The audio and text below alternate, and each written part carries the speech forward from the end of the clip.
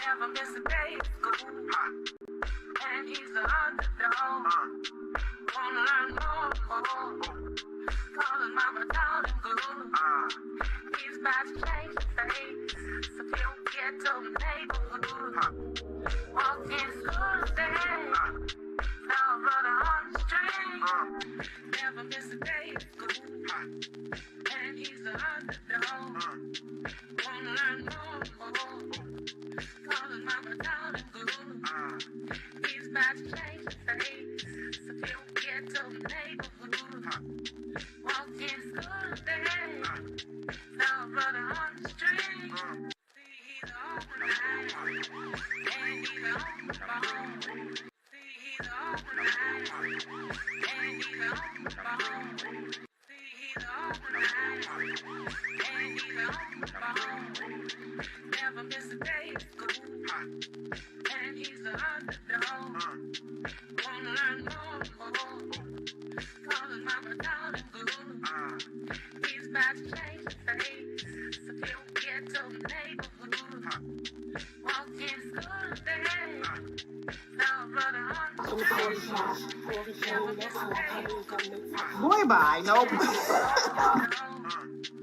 Wanna learn more, calling mama down and glue. I'll be 6, you'll be 9. He's about to change his face. He's on the line, and he's on the phone. He's on the line, and he's on the phone. Maybe I want to be Never miss a day.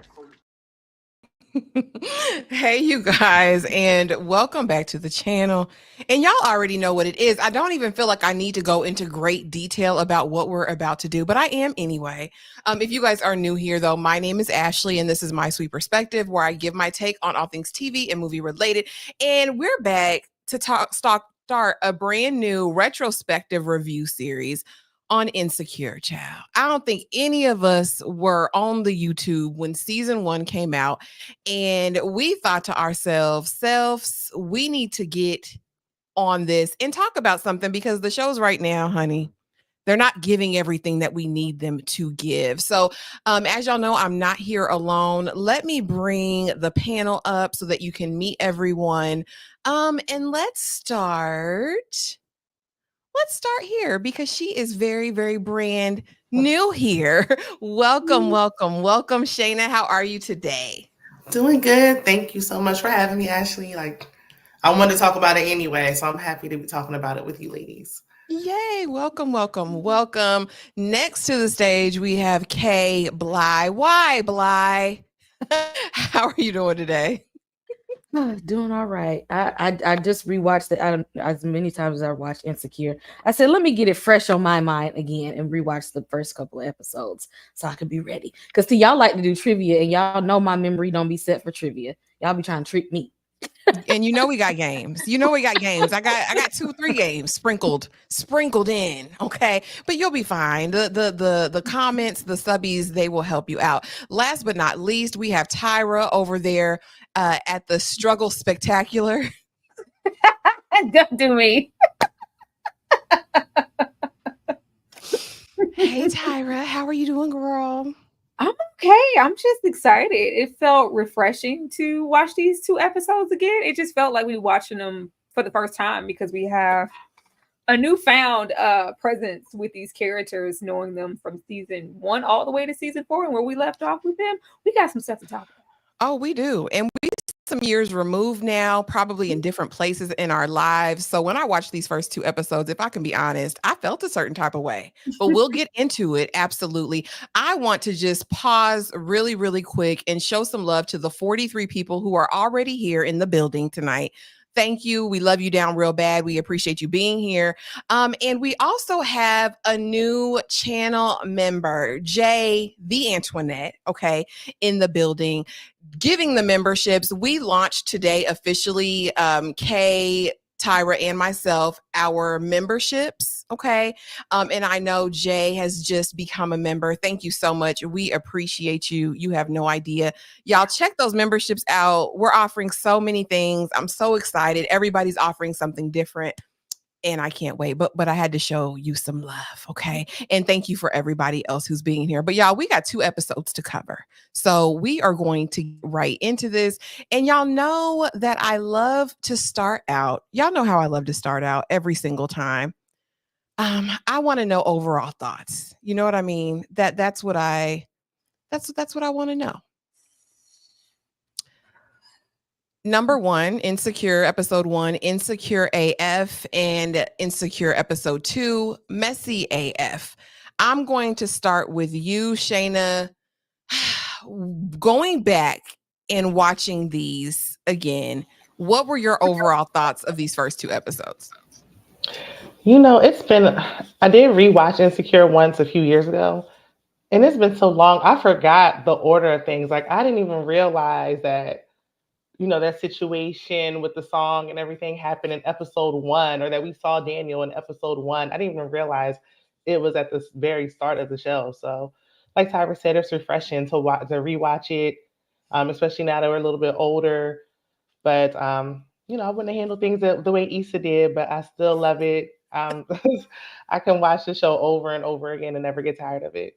I know that's right. And I never went back to the first season to rewatch after I was done. I was kind of like, okay, y'all. But again, I have thoughts, but I'm gonna let y'all get y'all's out first. Kay, going back and watching these first 2 episodes of season 1, what were your overall thoughts?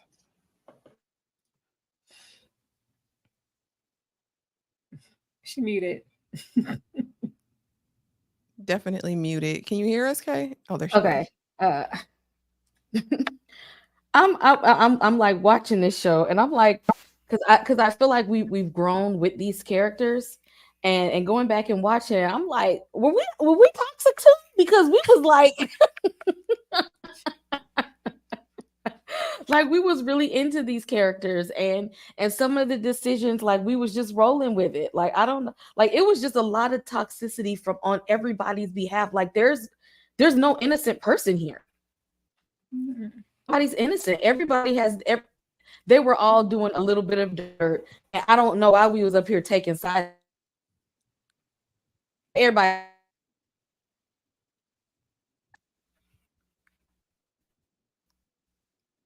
BK freeze. I believe so. BK freeze. Tyra, what were your overall thoughts of the Okay. first 2 Oh, are you back? Oh, okay. Tyra, what were your thoughts of the first 2 episodes? Oh, child, they were so entertaining. I missed the show so much. Put more Black people on TV. But the main thing I was paying attention to was Lawrence. Like, you couldn't tell me first season that Issa wasn't valid and Lawrence wasn't a bum. It was giving bum energy, because get off the couch, sir. But I was like, oh, that was younger Tyra. Tyra now, I was like, oh, somebody help that brother. Lawrence is depressed. Yeah. Lawrence, I always thought he was a bum. Lawrence is in like a deep depression, and it's kind of going unnoticed by everybody pretty much around him, and it's coming off as, you know, that bummy, lackluster man. You need to get up. You let Issa go to still because we don't get into that. Issa getting up, going to work. You here, and whoop whoop is going womp womp. I need you to get up. But I was like, okay, Lawrence is depressed, and just finding a new perspective for Issa and Mira B. I was like, oh, like I love the ending of the last season, and going back to rewatch the opening of the first one, because it kind of makes Mira B come full circle in a way that I got it last, season, but I really got it here. Issa in this whole journey of, I just want to be different. I want to get out, like Issa in her intrusive inner thoughts. She wants to be that in real life, in real time. And baby, that's just not you. That's not realistic for you to try to achieve. And that's why it's this persona in the bathroom that she does by herself. And then when we're one-on-one out in the world, we just revert right back to Issa. But she would really love to be Mira B in real life, and we are just not that. But yeah, just that, and kind of, being sideways at Issa. Because I was like, Issa, baby, you're not being a good friend right now. You're not being a good friend. And I'm not liking how you're acting and how you're treating Molly in these first few episodes. And because, we could go in on Molly. We've had many a day going in on Molly. But these few episodes, I was like, Issa, sit down. I mean, and I want y'all to vote in the poll. I do have a poll up. Are you team Issa or team Molly? Because I felt the same way. Initially, all those years ago watching this, I was definitely on Issa's side. I was like, Issa, that's Daniel. I'm sorry, Lawrence, but that's Daniel, and he's totally different. But watching this back as she interacted with Molly, everything was about Issa. Like, Issa is about Issa. And I know Molly got a bad rap, Lawrence gets a bad rap, but after watching these first 2 episodes, y'all, I was like, I don't know if I got it to do with Issa right now. But I mean, we're gonna keep watching and we'll see.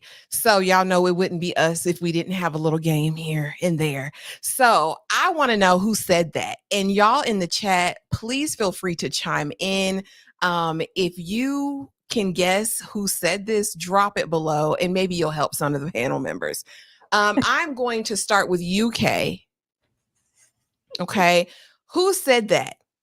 I didn't go to an Ivy League school, but I'm still a bad B. Who said it? Come on, Kay. We rooting for you, baby. I'm trying to think, because didn't they go to the same school? Molly and Issa, they all went to But who said it? what was it? I mean,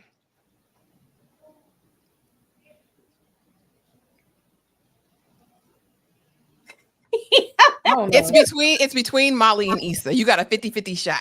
I'm gonna say Issa, but they went to the same school. But no, they both did. They went to but didn't they both go to Harvard? No.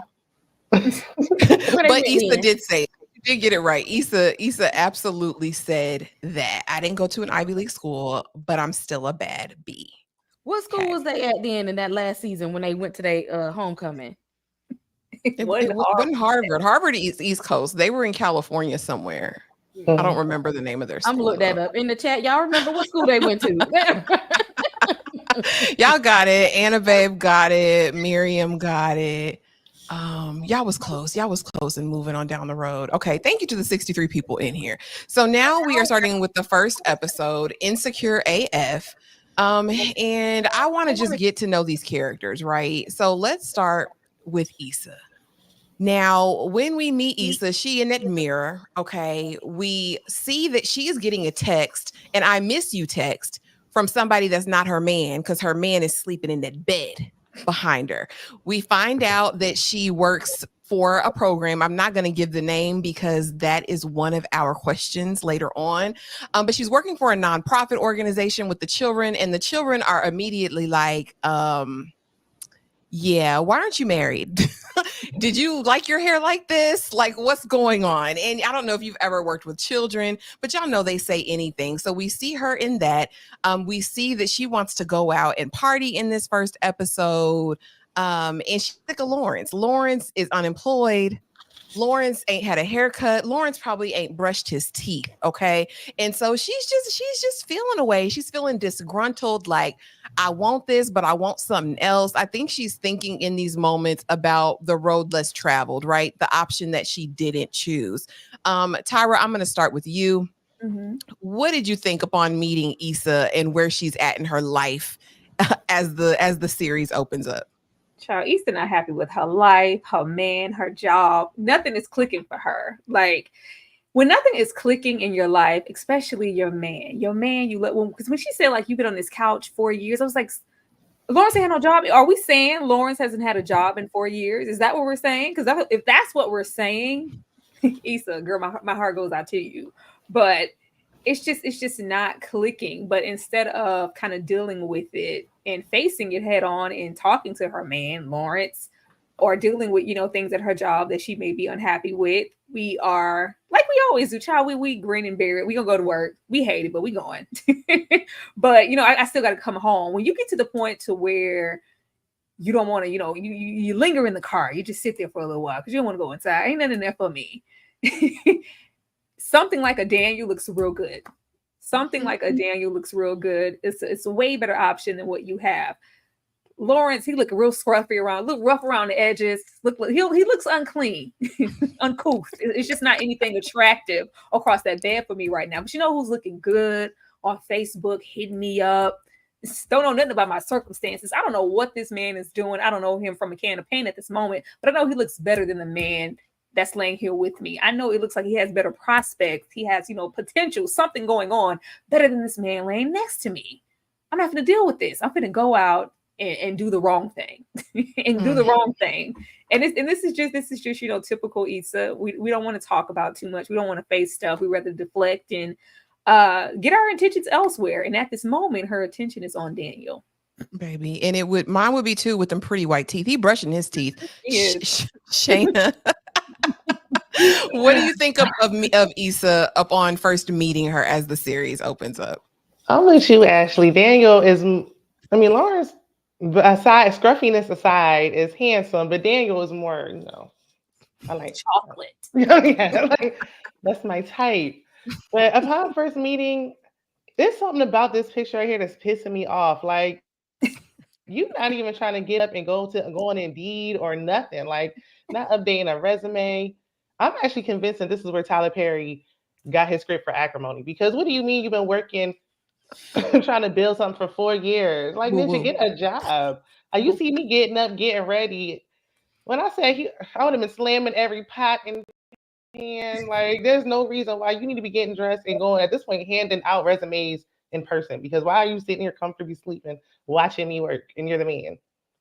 And then we find out later it's her birthday.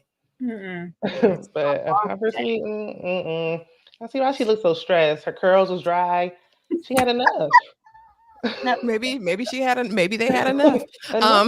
Maybe it's really rough. I feel like Issa is, she's unfulfilled in every area of her life. Like, I think she's at the nonprofit because she's at the nonprofit, but she ain't passionate about it. She's not putting her best foot forward.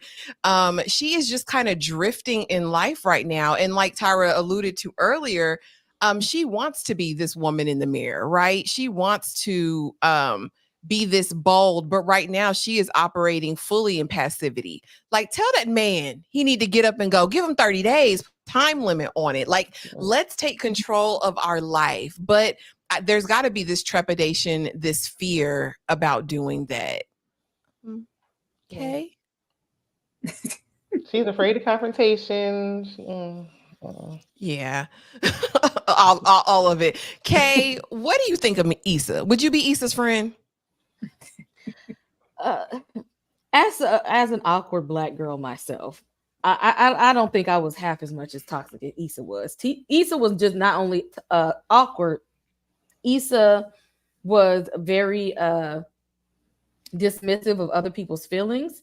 Issa was she was a lot self-absorbed, and I don't think I realized that in the beginning. She really did not care about nobody else's feelings at this point but hers. But I can see why, because she was just not kind of happy where she was in life. She didn't have room to think about any other person's joy and stuff. So she was kind of shady a bit. She was kind of, condescending towards people. She displaced a lot of anger. She projected a lot of anger and sadness.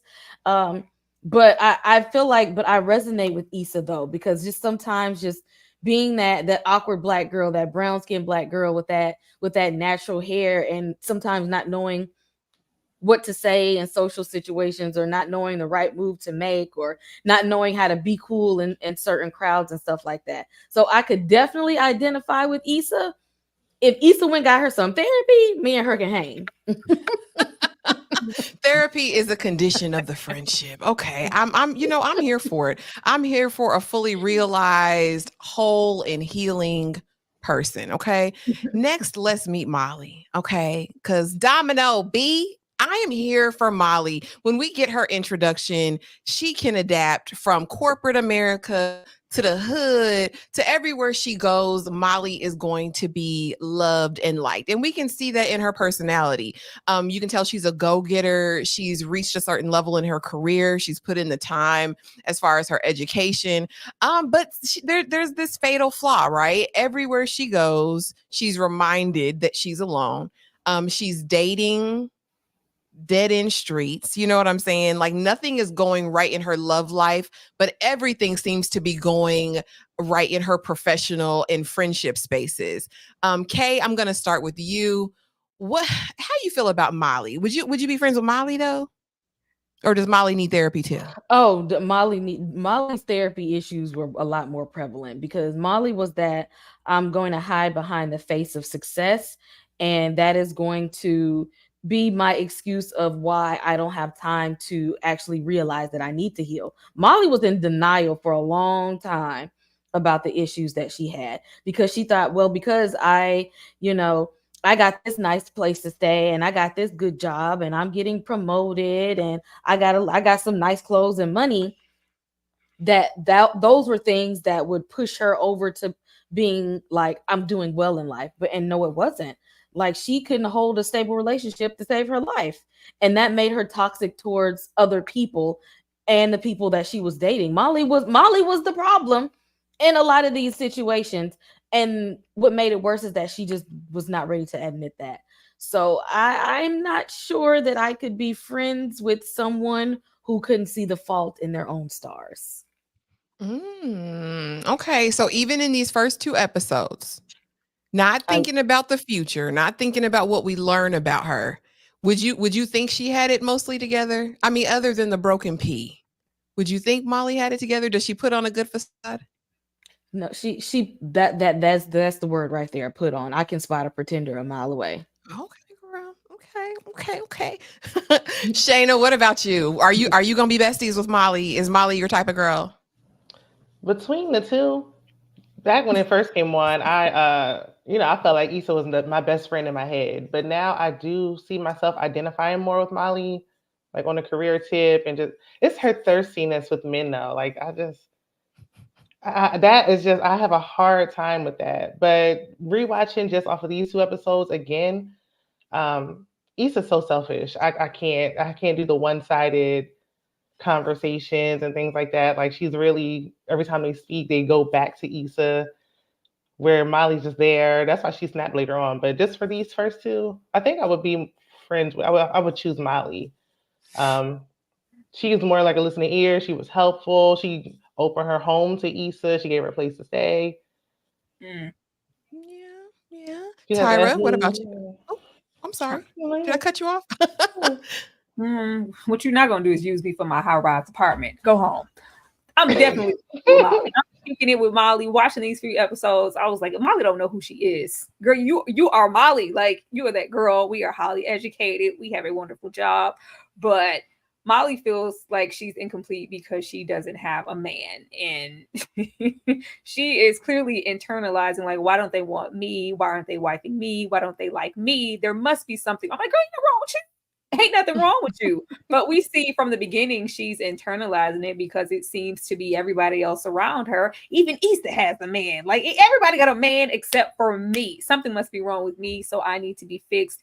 And I think that's how we see her progress through the seasons, with her trying to adjust to whomever she's with. And there's always an escalation every season of desperation coming off of Molly when it comes to her proximity to a man and having one, because she thinks that makes her whole. And it does. Like, girl, you are whole enough on your own. And she does not know that. And of course we do, get some therapy later on that we gonna get to in later time. But she eventually comes full circle. But this Molly here, definitely friends. Issa can kick rocks. Like, what we're not gonna do is make everything about you. Ignore my feelings. Talk about my broken P on stage and then use me for my penthouse apartment. Girl, goodbye.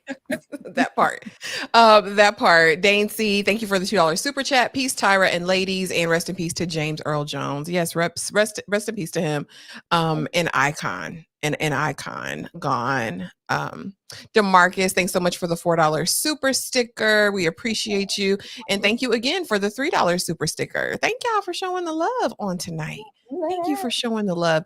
I'm definitely choosing Molly over Issa in these first 2 episodes. I like her personality. I like that she does seem to be that friend that's always there. And I hate that it feels like Issa plays on that, right? Like, well, I'm going to go have a spa date. You can come too. So it's like you can already tell that she's used to coming over and mooching off Molly and wearing her suits and doing whatever in the moment. And like I said, you ain't gonna air me out talking about my broken coochie and then, expect expect it to be all sweet because you brought some Cheetos and some dip over. Like, what are we doing? Oh, Maybe a she brought one bag. small bag. It was a small bag. Girl, where is the bottle of wine in a box of chicken? Girl, bye. It wasn't even a party size. Like what? I do have a question before we move on. Actually, I just Sure. wanted to ask y'all, like, because now we're in a space. I feel like more recent years we're really focusing on decentering men and kind of getting away from that. Like we don't hold so much value into like having a man. This show came out years ago. So I feel like maybe had Molly had to come out now, Molly wouldn't have been so thirsty. Like we should give her a little more grace as far. That's really her major flaw for me is her thirstiness. Like the desperation is just I hate it. But like if she was decentering men and that wasn't the issue, would that make you even sway more towards Molly? Child. The way Molly was hyperventilating in that bathroom, like, oh, when am I somebody gonna choose me? When am I gonna get Trying to get Lord. choked. I'm lonely. I mean, I liked her already. And I get the pressure that she felt. Like later on, we find out that she had seen a married couple that she thought was perfect until, they had their issues in her mother and father. And then I think in addition to that, her being in spaces and seeing her other counterparts, and I'm going to put other in parentheses, getting engaged, getting married, and she's still on this merry-go-round. I wonder if she would have been one of the ones that, I don't care about that really, or if this always would have been a Molly. You know what I mean? Yeah, But I would it's like inner. to think that she had her power back because there are all these movements now, but I don't know. What about you, Kay?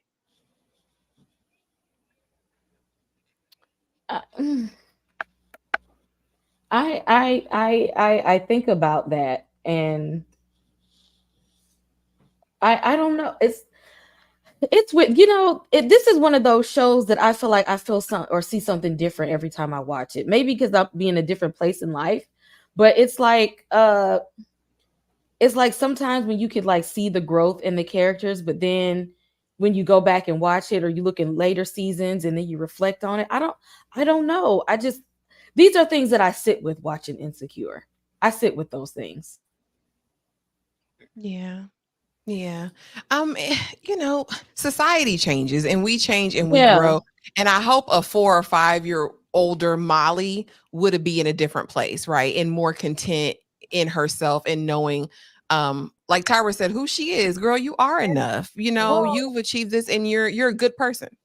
In that way, I will feel the show. I always thought the Molly's desperation was a bit dated for the time. Like Molly is giving decades old of I'm just not complete if I don't have a man, even though we know that that's a very prominent still, but I just felt like what Molly is, maybe would have been very very webby INP, but she would have been outside and it just would have been everything. It would have been fine, but it I guess there are still some women like this. Oh, there's a lot of them. Yeah. Oh, I was just gonna say, guess.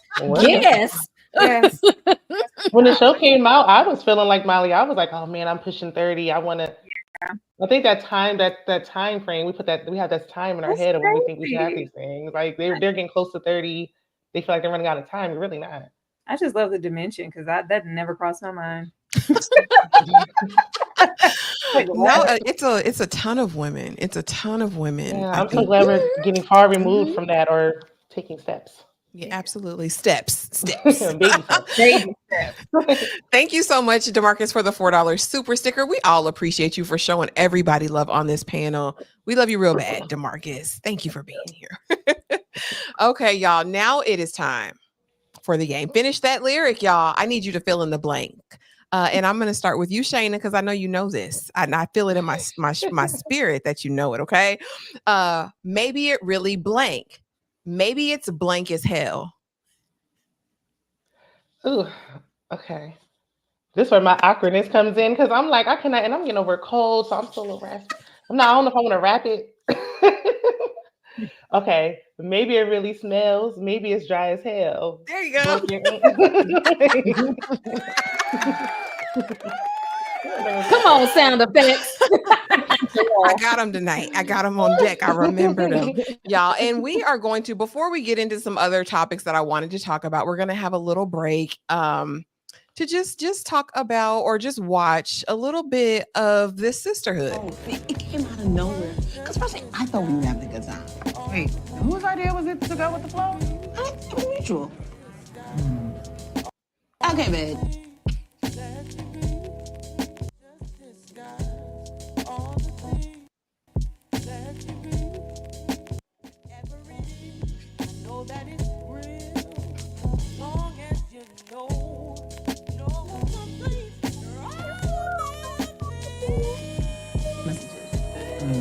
Right? And then this motherfucker got to hit me with his bullshit. Sorry. I'm not looking for a relationship right now.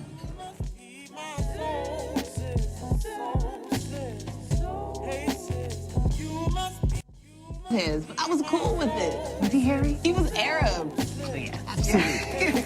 And then he goes from like calling me every day to sending me text messages.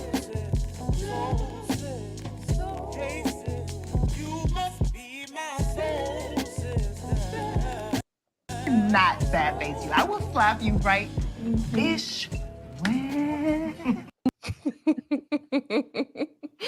I'm always so watching it in the time, right? When I first watched this, I loved their relationship. I was like, oh, they're like besties. They fight, they get back together, they might fall out. At the end of the day, they have each other's back. Watching it this time, I was like, I don't like it. I was like, I don't like the dynamic of the relationship. And so I'm going to ask you guys, is this a healthy friendship? And I'm going to start with you, Tyra. Is this a healthy friendship? Why you come to me first? Hell no. It wasn't. It's a friendship. I mean, who's to say what friendships are healthy? A lot of us have unhealthy friendships for years, and that's just our dynamic. Nothing is ever 100% healthy. If it was that, child, friendship probably be a little boring. But no, this is not at all. I feel like these first few episodes, you see traces of what they have been dealing with. Even leaving this season, especially going into the end of this season and that second season. I think Issa sees Molly in a way of like, this is something that I could aspire to be. You know, everybody loves Molly. Molly has it all together. Like, girl, what are your problems? Like, I'm not going to identify or care or try to be your shoulder all that often. What do you have to complain about? You got everything. You got all your money. You got a wonderful job. But you missing a little man, like you're dating. Look at me, like it's just, you know, some internalized things. And then you flip flop it in this Molly, like, well, girl, what the hell are you? You got a man to come home to every single night, a man that loves you, like. And it's just popping into my head. I don't know what episode that is, but she says like, oh, you don't even deserve Lawrence. You don't even deserve Lawrence. Like, it's just like both of them have something that the other one wants. So there's always like a little plex there as far as, you know, what problems do you really, really have? And then it's just with Issa here in these first few episodes, it's very one-sided for her, because Molly is in need of friendship. When you start to push me by the wayside of my feelings in that moment and occupy your time with a man that's not even yours, set me up to go out here to this club, and girl, you just need to get out. The rap on stage was insulting. At first I thought that was so fly. I thought it was so funny first watching this, but it's one thing for it to be, you know, maybe it's my pee dry, it smells, my coochie not only broken, but it's making ninjas run left and right. Like they turn, like her coochie was everything but a child of God. I'm like, ma'am, don't get up there and spew out some things I told you within our friendship in confidence. Like, girl, how many things are you not a rapper? You can get in that mirror and spew out things every single moment of the day, but you decided to get up there and rap about my coochie. Absolutely not. Let's go. Let's get out of my face. And then, you know, that ride home in the car. Issa is just very selfish in this moment because she just sees something that she wants in Daniel, and she's trying to get away from all things Lawrence. But yeah, that don't mean throw me by the wayside as your friend, because as you can see with the both of them, when everything goes astray with the man, with family, with whatever, they always end up coming back to each other because I'm always your strongest and your biggest supporter. So appreciate me like you should. But at this moment, Issa is not, and she is taking advantage of Molly's kindness. Because girl, get out my high-rise apartment and get out my clothes. Get out my damn suits.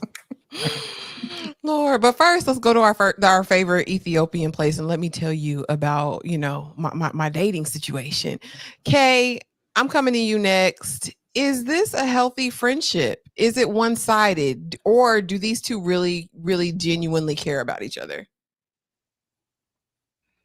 I don't think that they had it in them this time to actually have real love for each other. They had too much unhealed trauma going on right now. Issa couldn't ever really truly be happy for Molly because she wasn't happy with her career. Molly was on the path to greatness in her career. Issa was going nowhere fast. But at the same time, Molly's like, I got everything I need, but where's my man, my man, my man? And Issa, you got you a man at home and a man at the club that you brought out mirror, bitch. Talk about my private parts. So I'm like, and so they're both tapping on each other's traumas. Right now, what they have is a trauma bond in their friendship. This is not a healed friendship. This is a trauma bond. And a trauma bond, although may seem very, very strong, it don't mean it's healthy. That's very true. Shayna, what say you? Is this a healthy friendship, or is it one-sided? Are both parties getting equally or benefiting equally from this friendship? It's definitely one-sided, but we see over time, Molly had her time too. Sometimes it's one-sided on one side, sometimes it's one-sided on the other side.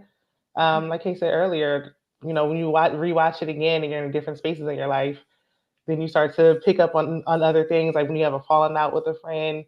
I had a falling out with a friend I was friends with for 20 years, and I realized when the show was on, I was like, oh, we're just like that, and I thought it was a good thing. And I realized how negative and toxic it was, but I think we held on to the time. We put so much time with that friendship. That was like my sister because we were friends for so long, and that's what I see here. It's just they're holding on to this the length of time. They've been friends for a long time. They're comfortable. They're used to being around each other, but really they've outgrown each other. I was just going to ask, is that a thing? Because I know that we approach that subject in later seasons, right? Like maybe we're not the people that we were when we first became friends, and maybe we grew in different ways. The same way that can happen in romantic relationships, for sure. You don't even pick up on the shade. I saw a Facebook memory, and I was like, did this hoe ever like me? Like, what was that? It's like you didn't at the time. You're just like, oh, that's my girl. I'm gonna just let it go. But no. So as you age, you want better for any type of relationship. I agree.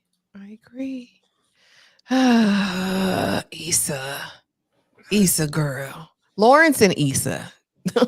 So we're just thinking about all the relationships, right? Because it was relationship heavy this first episode, especially. And I want to know from the ladies on the panel. And shout out to the 97 people here in the chat to talk insecure. Okay. Is this cheating? Shayna, I'm starting with you. I miss you.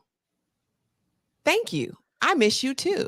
While your man is right here, unkempt, unbarbered hair, probably stinking, right? But he's right on the side of you, funky, watching TV, probably in the same outfit he'd been in for the last week because he's depressed. Yeah, I'm giving him the business. That scruffy beard, that bad breath, he probably has BO, and you sneaking on the side to text message this man talking about he miss you. Is this cheating? Well, thanks for painting the picture for us. You're welcome. That's what I'm here for. I had to go first. So I'm like, is it wrong? Is it inappropriate? Yes. Cheating? No. But did Lawrence deserve it? Like, nigga, it's my birthday. You couldn't even take your unemployment check and get me a card? Why am I celebrating my birthday with Molly when I have a man? Like, you couldn't scrape it. You couldn't call your mama something, anything. Uber was around at the time. Like, there's no excuse. Like, I just, no. So I could see, it's the starting of something that's very inappropriate, but not cheating necessarily. Not cheating. Okay. Kay, what say you? Is it cheating? If anything that you have to hide, just go ahead and call it cheating, big dog. Because if it wasn't cheating, then you would have been able to be like, oh, look Look at Daniel. He said, "What's up?" Look at this message. He said, "What's up?" He said, I ain't seen him in a while. Yeah, that's about that. We used to kick it back in. Like, if you wasn't cheating, you would be able to be like, yeah, you see right here. He said, "What's up?" And I said, I'm sitting right here with Lawrence while he on the couch being a couch potato, eating potato chips and snacks and not cooking no real meals. But see, you ain't say all that. You was all like, if you got to do all of that, go ahead and call a spade, homie. Because you ain't gotta say you miss him back. And I agree with Shayna. He went to Georgetown. He be wearing that Hoyas sweatshirt around. You have an Ivy League education, sir. Get a job. Tyra, comfortable living off of her. Is this cheating though? Is it cheating? Absolutely. It was cheating from the moment she opened the message and responded, honey. As soon as you opened it and responded, nobody can stop somebody from messaging you. If you see it, it's just like, okay, I still got it. And we gonna close that up. You responded. You hit it, you initiated, several times. Issa sought this man out. Issa sought this man out. Oh, he looking good. Oh, he's single. Oh, this is definitely cheating. This is the setup. Like Issa, what I saw in this episode, she's trying to downplay. Why didn't you really just come here for him? Or I just didn't really. I'm not going to respond to this message. Well, I responded to him. I'm just going to drive over there. But I didn't go in the house. It's just we're getting into the step by steps of her actually physically cheating. Cheating normally starts with an emotional situation like this. It starts with a message. It starts with a kiki, and then it starts with maybe a dinner and a smile, and then she is sneaking. If you have to sneak to do something, you are cheating. Exactly. If you got it's a lot of cheaters in this chat, I see. Y'all stay up. Y'all stay up. Stay up. She put herself in that situation. She shouldn't have had that fine man should have been blocked, because she should know if y'all had talked to me before. If she, if all it takes was a "Hey, big head, I miss you" text, and you all the way back in, he should have been blocked a long time ago. You can't keep contact with people that look that good. You can't do it. Lawrence didn't even say happy birthday until 8:00 at night.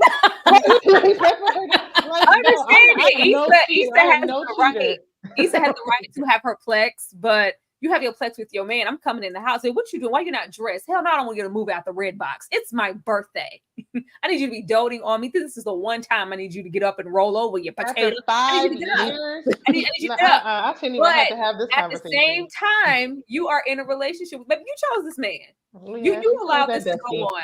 Because Lawrence is in a state of, because all of us are saying, like, get a job. We have that moment. I don't know which episode that is, when it is the Best Buy situation, but Lawrence is doing what a lot of men do, especially a man with an Ivy League education. Yes, I could get a job anywhere, but who do you expect me to work at Best Buy? Like, what do you mean? Right, why am I going to, do this or do that when I have an Ivy League degree, when I went to school all these years and spent all this money? I want a job in my field or nothing at all. But yes, sir, in the meantime, somebody got to pay the bills. I need you to come on. I need you to help me out. Let's get to the getting, and then we can get to where we want to be. Lawrence has never wanted to get to the getting. He just wanted to get on some goddamn whoop whoops, and that was taking too long. You need to get up. No, none of them Georgetown connections helping his ass get up off that couch. And Issa also said he wasn't putting it down in the bedroom. So after I gotta work, I don't even work on my birthday. That's a sin. Where I come from, why not work? I gotta work to the bone because I got this adult child in the house, and now I'm not even gonna get no good D. Like, if she would have just texted, if she would have said "I miss you too" and nothing else happened, would it have been cheating? No, it would have been wrong. But she set it up. Like, we know you're gonna keep talking to him. Just right here, no. But I mean, I ain't saying that's right, but I understand. It ain't right, but it ain't fair. Here's my thing. This could have all been avoided, right? Like, I'm just of the mindset that his shiftlessness isn't an excuse for her to do whatever she wants to do. I felt like I wanted, watching this back, for Issa to put her big girl panties on and say, listen, this ain't working for me. This is not serving me in this situation. What are we going to do? I'm either going to move out. You can move out, go move with your parents, do something. But until you can get it together and bring something to the table, I need to step out and explore because I'm unfulfilled. I don't understand, I guess, for me, the concept of just dragging him along. If I want to go be free, baby, if you want to be free, go be free like a bird. Like, like, then, it's the other side of staying with this man, because I think we've all, don't lie, everybody didn't have them a Lawrence in this state. Everybody didn't have them a couch potato in this state, and that's when you are in love not only with your man, but you are in love with potential. And he's gonna get it together. He just needs some time, and then at times, it turns, from a year, and then all of a sudden it's 2. Like the time just goes. It goes, and you don't know, and it just spirals, and then it's just like, I don't want this. I don't want this man, but God damn it, it's 4 years of my life. This has been 4 years of my life. And then it's just hard to walk away from. Then you find yourself over there in the DMs of Daniel King with his fine ass, I think we gotta do something else. I think at 21, that 22, that's cute. Like you're graduating. Like I think when you I ain't gonna be able to do it, bro. The students had to be like, what's happening with your love life? The children had to tell her, like, what's going on here? Like, that's when she was like, what am I doing with my life? So, yeah. Oh, Lord. Broken Puss and the man that bobs and weaves. I'll never forget him. We have not gotten to this point yet in the series, but that's what he will forever be known as for me, is the man that bobbed and weaved and then wanted Molly. We know, we've talked about it, we've alluded to this scene, but they go out. Issa gets Molly out of the house under suspicious circumstances. We knew you knew where Daniel was gonna be that night, girl. Like we knew. You knew, we knew. Everybody knew. Molly knew afterwards, but you not only, hook up with him, whatever. Molly meets light skin Bob and Weaver, and you decide that you're going to get up on the stage. Daniel convinces you still write rhymes like you did in high school. She said, yeah, I do. I'm going to get up there and I'm going to rap about Molly's broken pee. And Molly's like, oh, she's rapping about me. He's like, I'm a head out. I'm going to start with you, Kay. What'd you think about Broken Puss? And I mean, would you ever do your friend like that? And I know it was kind of like a joke, and she said, well, maybe your pee is broken. They said it, but for her to get up there and have a whole song dedicated to the broken pee, how would you feel? If I make a song like that about somebody, I don't like them. Okay. This is me being petty. If I got to write you a whole song, I'm in my petty level right now. And you should probably assume that I don't like you. So if we're gonna be friends after that, I'm assuming you didn't take the hint. Because there ain't no way somebody that I care about, that I truly know, especially if you're best friends enough with somebody, you know what their triggers are. And she know that that's a soft spot for Molly. So for her to get up there on that stage when she know the man that she's after is there. So I'm going to impress, Mr. Tall, Dark, and Handsome by putting down my friend. Issa, she should have been ready to fight when she got off the stage. Yeah. Shayna? Yeah, I agree. I would never do something like this to my friend at any stage in life. Like, you knew better than this. And then didn't feel no remorse about it in the car or nothing. Was still texting Daniel. Like, what? We would have been in there tussling. Like, we would have been moving furniture in that place. But I wish Molly would stop saying it to the men, though. Like, yeah, like, she just, my pee is broken. Yeah, like, why do we keep saying this? Like, that song's about me. Girl. like, what? Of course he ran. Like, I would have ran too. Tyra, would you be your friend like that? I would have moisturized Issa's hair, because girl, you about to be broken coming up off the stage, and I want to hear nothing about, girl, don't nobody know you in this audience. No, I know you, and you know better than to get up there and spew out my personal business. She had a right to take that personal. Those are things I share for you in confidence. And was this, a Taliban? I'm about to spit you something off the dome just right now, because girl, you had them bars ready to go. How long was you contemplating on them raps? That was off the dome. Issa talented, ain't she? She had it rhyming and everything going, like a whole song about broken pee. Even if it was just a little mention and that was just like a reference, like, no, it's just like, I know this girl. Like, who the hell? Me? Me, Issa? Are you out of your mind? The way, ooh, she glad she drove, because Issa would have walked. She would have walked home. Caught an Uber or whatever. Walked home limping at that. Okay. She would have been get home in that ambulance, getting to the hospital for the night. So she put too much stank on it. Like, it just went on it was like a whole 3-minute song. Like, it went on for a while. Like, It had verses, a chorus, I was everything. like, the crowd Tyra, was singing. Like, Don't give me this. Don't give me this. Tyra, it's your turn. Who Right. said that? Why are you trying to fix everything in your life? Fix your hair. Nicki Minaj. No. Mom? Who said it in the chat, y'all? No, it ain't Mom. I don't know. Okay. Who said, why are you trying to fix everything in your life? Fix your hair. You can't be giving stuff that wasn't in this episode. Was this in It these was in episodes? this episode, wasn't it? Was it? I don't recall. Y'all don't remember me? Because that sounds like We only saw a couple characters that would say anything. But this sounds like a Kelly statement. Like, why are you trying to fix everything? This is Issa talking to herself in the mirror. I was just about to say that sound like you, bitch. Oh, Lord have mercy. Now the See, moment you in the thing, this sound like something Kelly was saying. Yeah, I thought it was Molly. Molly should have said it in the car ride home, but I don't Oh, know. Lord, she's saying it to herself, Lord. So we know what it was. We knew that when she saw Daniel, it wasn't going to stop at the club, even if she acted like it was going to stop at the club. So we're in the club. We see Daniel. He inspires you to get on that stage. But then afterwards, we need to have a little rendezvous because he's big fine with that beautiful smile and he's brushing his teeth and he has on deodorant and cologne. He smells good. He looks good. He's strong. He's got a nice, strong back. And you're thinking about all the ways you want to sit on it, right? As Jasmine Sullivan said. And so my question is, why, girl, why? We get in the car, and this was probably one of the funniest and saddest moments in the same breath. Because they share a kiss, so now it's officially crossed into the realm of cheating, right?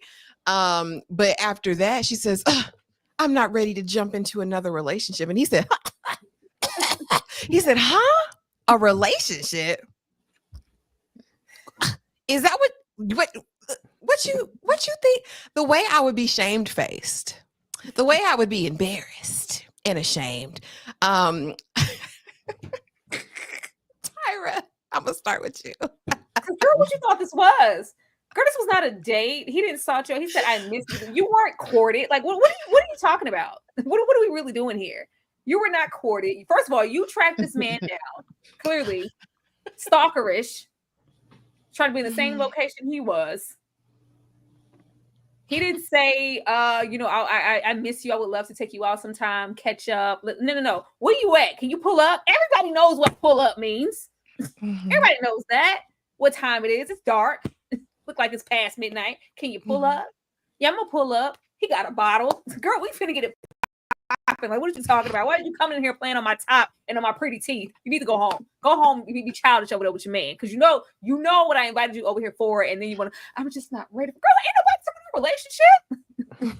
Daniel been a lot of things, but Daniel, up until whatever in that season, he ain't lied, girl. I ain't present myself to you as no Prince Charming. You saw what you wanted to see in me as an option. Girl, I'm trying to get it popping. Who said I want a relationship with you? Girl, go home and moisturize them. Bye. He wanted that good. He wanted that good coot nanny. He wanted to reminisce on days gone by. Shayna, what say you? Why, girl? Why did she do this? Why did she embarrass herself? Because she's an awkward Black girl. Really, there's no, because why? What, you're supposed to think that in your mind. I don't even know what she was thinking. Like, that's what you get for thinking. Like, he clearly said, I just want to hit. Like, you talking about your friend got broken, got a broken cat. You must not. I'm trying to see what that be like. So I don't know. But I mean, that didn't stop her. Well, let's not jump ahead. I was gonna say she kept talking to him anyway. I guess he was like, look, let me not say anything to ruin my chances of getting in those jeans. Like, no, you don't want no relationship. I don't either. You want one? I want some too. Like, I'm just trying to hit. Shout out to Daniel. That was my thing, girl. A relationship where? Like, why would you let that come out of your talked mouth? since college? Like, what? Okay. Did she just know that she was that girl in this moment and that he had to have wanted a relationship with her? Could it be because she is a relationship girly. She's been in a relationship for all these years. Maybe she thought that's just what the dating market was. What you think? That had to be her in her awkwardness. And as awkward as I am, see, I always know the deal is you were never gonna catch me slipping. So she see, that's what she get for trying. You can't be part of playing the game and think that you will play it and you can't play the game right. And she slipped up in that moment. Issa, you can't. This wasn't the life for you, and it showed in this situation. It showed. He ain't asked you for that. You know he wasn't ready for that. You wasn't You wasn't even done with what you was doing. And at that moment he wanted the same thing that you wanted in that time, and your awkwardness came in and interrupted what was happening. That you didn't have to say nothing. He wasn't trying. This was not a conversation time. This was not a time and a place for conversation. Exactly. You could have just kept doing what you was doing, but you had to make it as awkward as you were. She played the game all wrong. That's why she got screwed over. She had to. She couldn't help herself. She doesn't even know him anymore. Like, you knew him way back when. You don't know him today's date. A whole different man, just like you're a whole different woman. Shayna, I gave you a fill in the blank last time, so I'm not gonna make you rap again.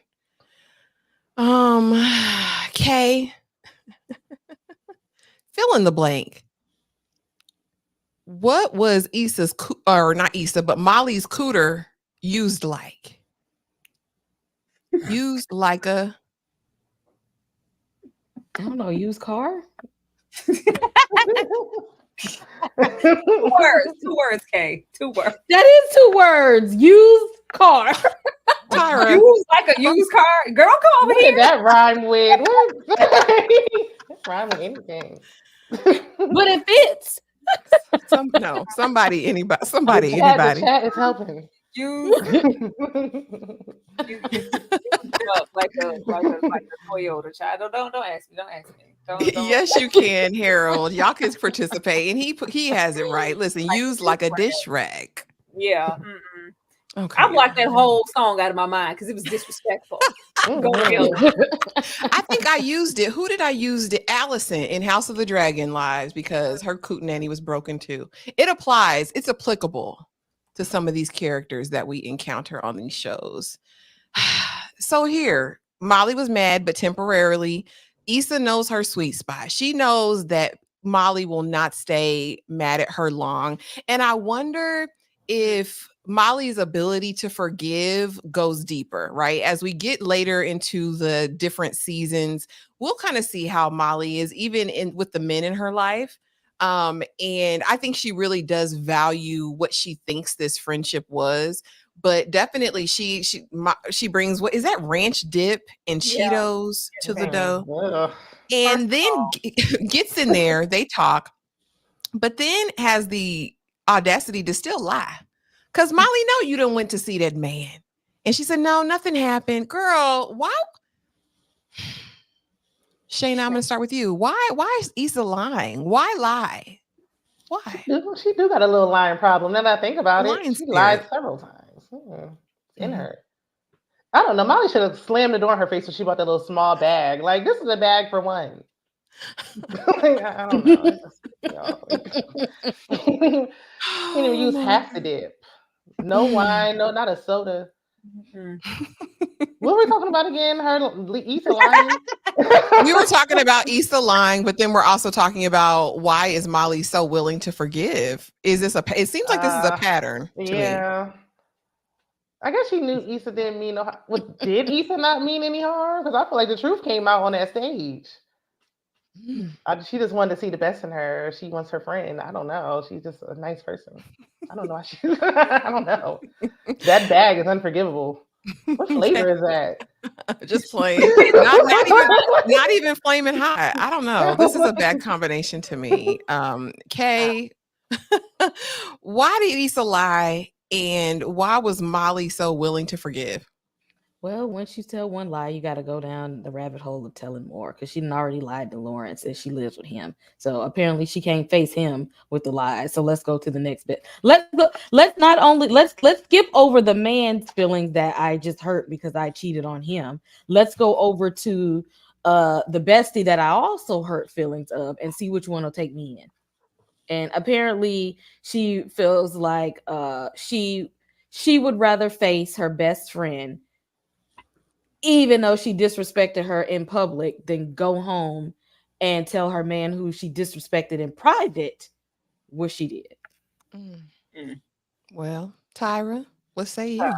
The way she would have been back at the dunes with his bag of chips and his ranch. Girl, get off my get away.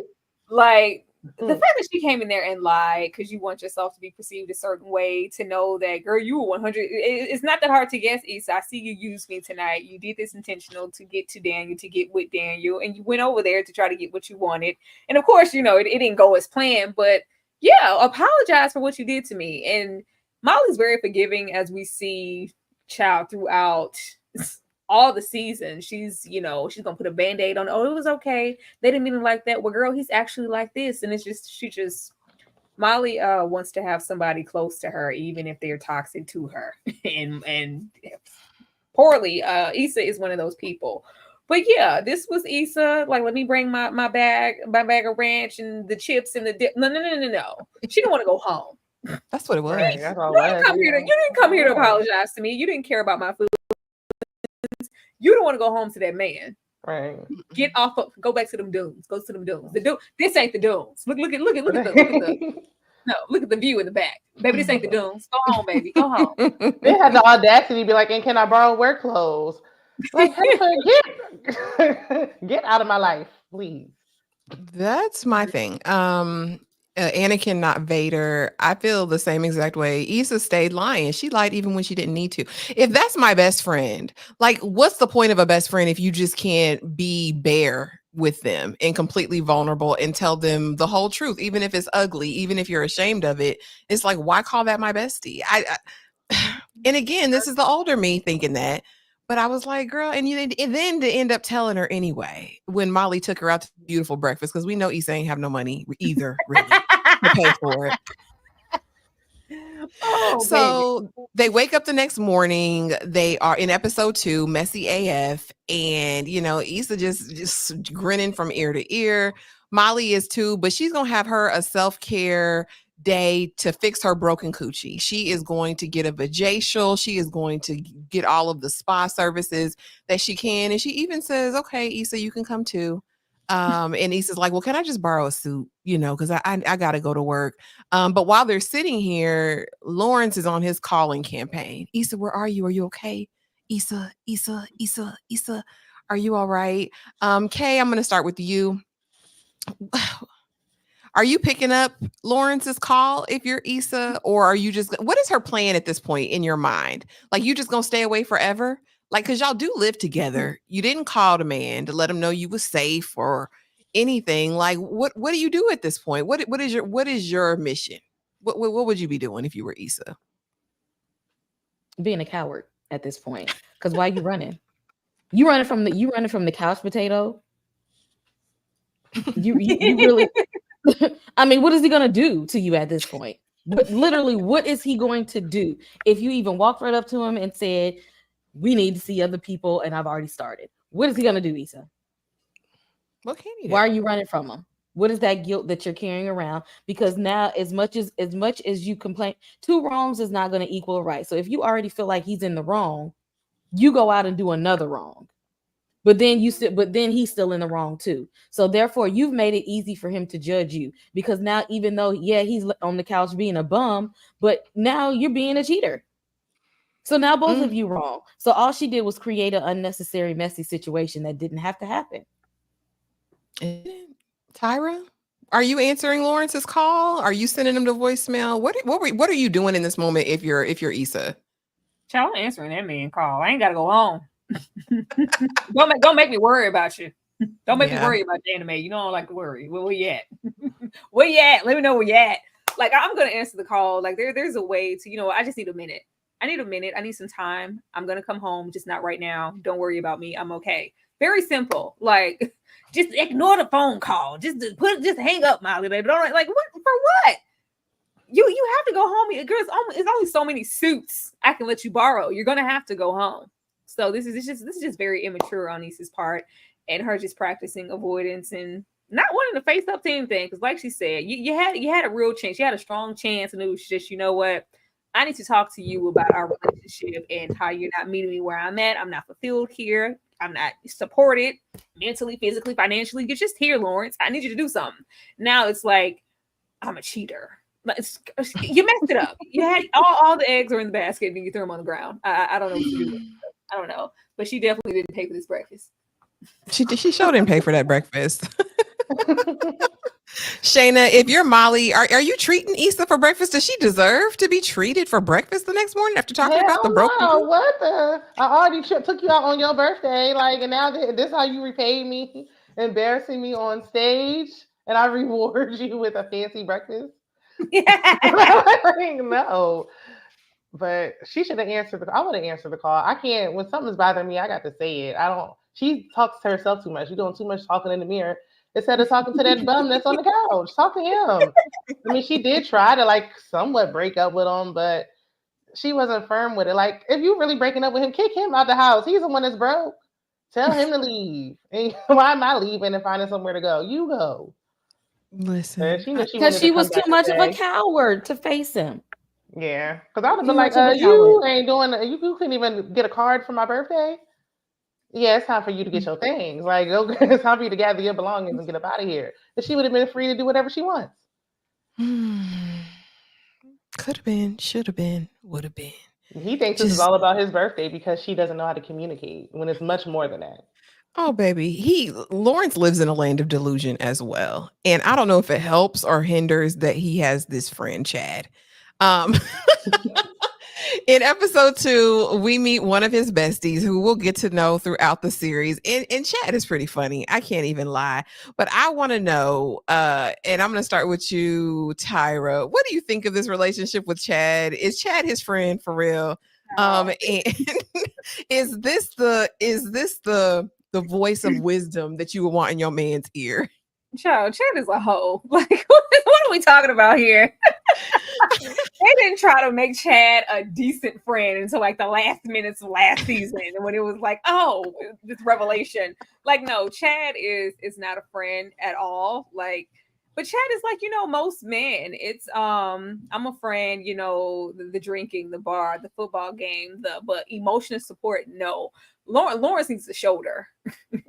He needs some support. He is very much so depressed, and that's why he's a bum. Like, things, this whole phone conversation is, like, where are you in life? Like, what's up with the app? What's up with the whoops? Like, oh, well, I'm just trying. Okay, well, yeah, if you don't have nothing to tell me on that front, they're like, yeah, brother, do better. I don't know what to tell you. This game going well. Did you see the game? Did you see the brother? Are you coming? Like, Lawrence doesn't want to, be out and face any of this, friend circle. I'm not where I want to be in life as a man. I'm not showing up for my woman. I need some support from a friend, and I need to talk. I need to vet to another brother. Chad is not that brother. It's never been that brother. Lawrence needed some more friends. Unfortunately, he only had Chad. Oh, Lord. Okay. Shayna, you like Chad, or is Chad the friend you want your man to have? Every now and then, Chad kind of holds him accountable. Like, when he mentioned the birthday, he was like, "Oh no, you got to fix that." Like, even Chad knows. Like, come on, like, sheesh. But he's not really. I think somebody said it in the chat. Like, he's a fun friend, but Lawrence didn't have a support system. I don't know. I guess a lot of men don't really have that. That's why they bottle everything in and don't know how to communicate effectively. They don't have anyone to vent to. Maybe Lawrence needs a therapist. He's out there talking to the neighbors. He's talking to whoever at this point. Everybody's talking to everybody, but they're not talking to each other. Yeah. That's true. You can't be in Issa corner or be the friend I want my man to vent to, and you calling me old girl. You even say right. He called her old girl all the way to the end. But here's the thing, and I think this is a dynamic in male relationships, some that I've observed, right? And it's about what you're doing. Like, are you doing the thing? You know what I mean? Are you achieving? Are you going to the next level financially? Or in whatever space, right? So I kind of felt Chad on that. Like, if we ain't talking business, and Chad got that bread, for all his faults. He got that bread. So what are you doing, Lawrence? Kay, as a therapist, does Lawrence need therapy? Like I said when we started, I said everybody toxic. Ain't no innocent parties in all of this. Everybody toxic. Everybody is guilty. There is no innocent parties in this whatsoever. Yes, there ain't no, for him to had not been able to pull himself out of that funk he was in. That's depression. Depression shows up on Black people differently. And that's a lot of what's wrong with the current DSM. It doesn't account for cultural competence. That was a clear indicator of depression, that he had all the education and resources in the world, but he was stuck in a funk and in his own way. But I actually do like Chad. Now, Chad was toxic in his own way. Chad was a ninja, a real one, okay? But at the same time, Chad would throw in little tidbits to Lawrence to let him know that I know I'm ignorant and I say some stuff, but you ain't got it all put together too. Like he told him before, you was a bum. Like you wasn't doing nothing. You was letting your woman go out and work, and you was just sitting on the couch and stuff. Like he will throw in they foolishness. Chad will throw his little 2 cents out there to let Lawrence know, like we can kick it, but I still see you though. So you ain't 100% right, my guy. But anyway, let's get back to these hoes. Too long for Chad to come full circle. Right. So sprinkles. I feel like with Chad, like later in the later seasons, he was able to tell Lawrence about himself because Lawrence finally had himself together. But it's hard to tell somebody like, no, you really are a bum on the couch when they're still in that place. Like you don't want to step on anybody's toes. You don't want to upset them because they're already he's already in the bad he was already down. He's already your girl about to leave you. You about to be homeless at this point. Like, why do I need to come in and be like, you are a loser? Like it's what do you say? She should lower her standards. You're like, I do. Like, what the fuck? Oh, Lord, he said sprinkles of truth, but then all the poetry, right? With Chad. Yeah.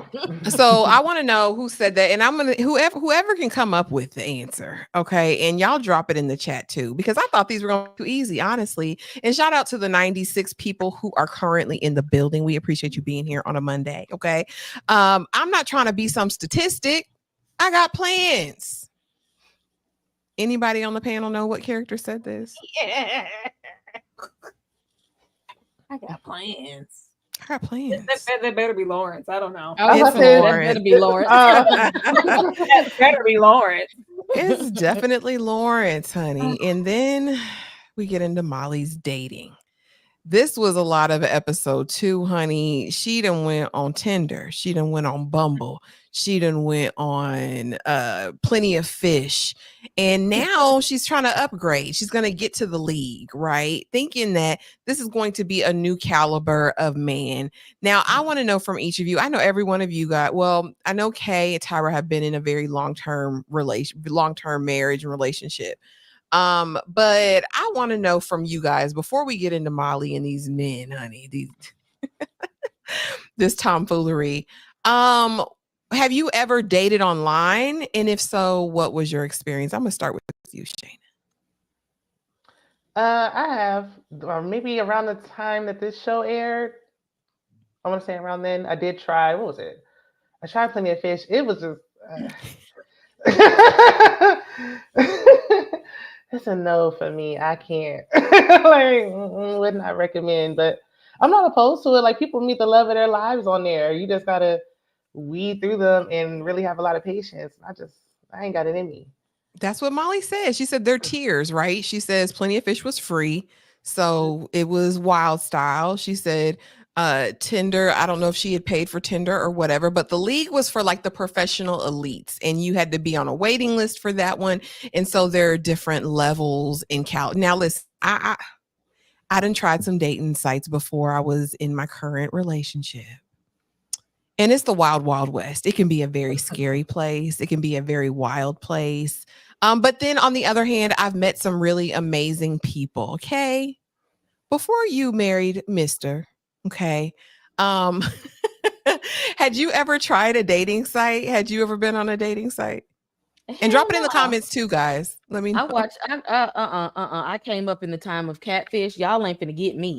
Okay. I'm way too paranoid for stuff like that. Y'all ain't finna come and get me. Y'all ain't finna have me in no human trafficking ring popping up like Yeah. that, exploiting me and all that.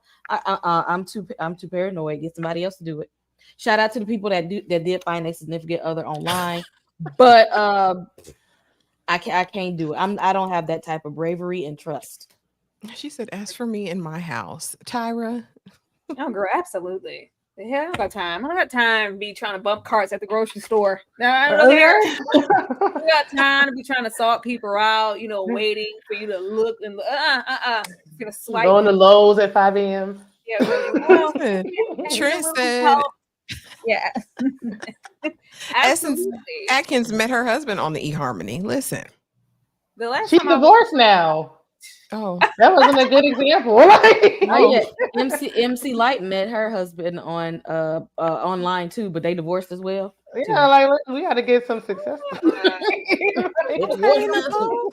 See, this is what I like, Nicole. She said, "Yes, I tried Black people meet, and I had a ball. The only time in my life that I dated multiple men. Period. Listen, now I didn't try Black people. I tried BLK, and that's totally different. I do not recommend. Don't do that. No, but I agree with dating sites. I think that they're worthwhile. They can be a great way to meet people.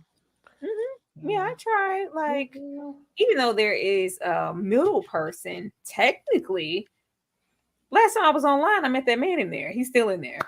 I know that's right.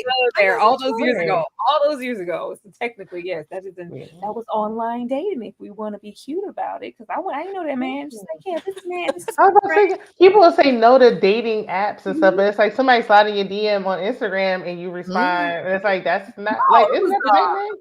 Friend, like I know this man and this I was like, I don't know that man. It's like, well, if you go and swipe, you can share the profile. Like technically the communication, because I won't give nobody, you can't have my number. You can't, we're not doing that.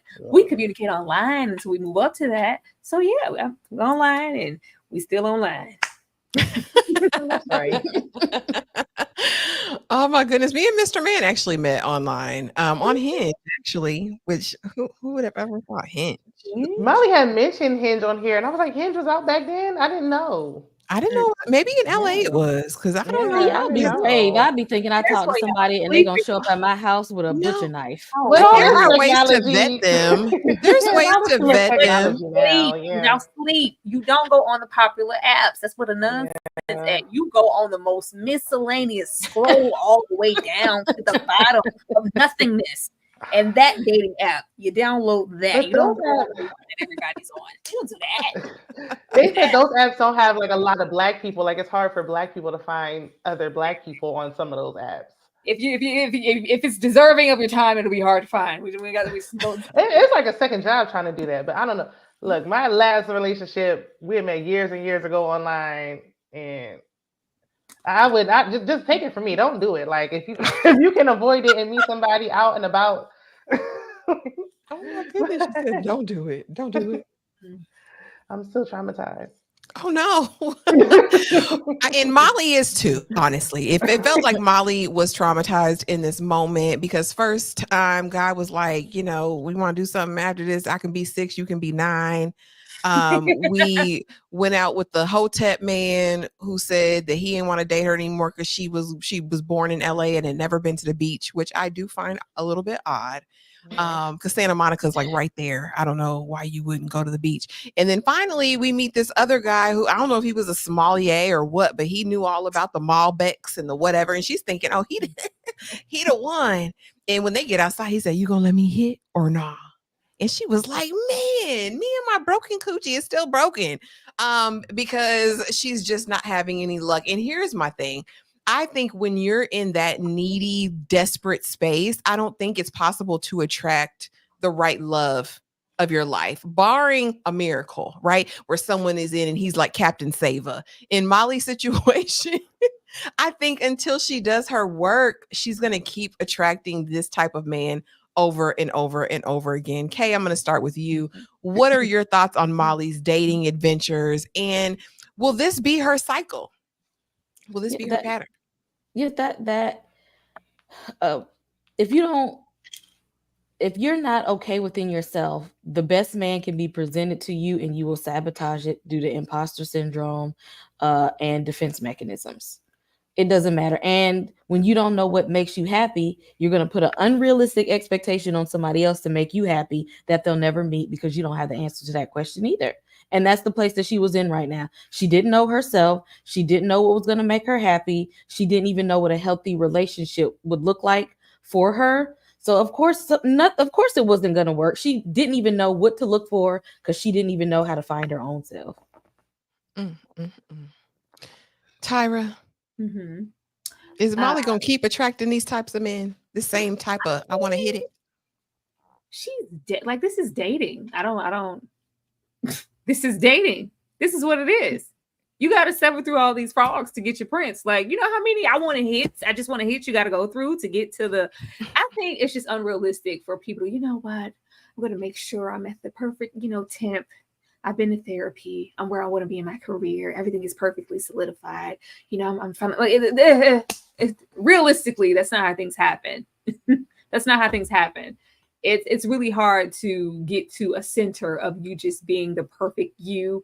And that, child, if I waited till I got to the center of the perfect me, we still wouldn't be dating right now. I don't have time. I don't have time.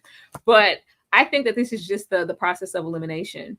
Now, I wish she didn't take it so personally and think that every man that she meets is supposed to be a prospect for husband material. No, baby, we were dating. She wants, everything to happen fast. Once we have that perfect relationship. She wasn't ready for a good man right now. No way. So even if she found him, she was the toxic person. She would not have done a good man justice at this point. But we don't know that at this point. Yes, we see the toxicity. I'm going off of this point. Yeah, off these 2 episodes, the only issue I really see is that she's desperate. Yeah, she's desperate, but at that age, I need to find a man. What we discussed earlier. I think at this point she's just dating. It's the problem is she is anticipating that every man that she dates is going to be husband potential, and because she wants to get to the marriage part, she wants to rush to that part to have her marriage and her man. And it's like, no, you have to sever through, guys, and know that you're going to get some duds, and it's okay, Molly. That doesn't mean anything is wrong with you, and you don't have to internalize it. She was trying to get to that finish line real fast.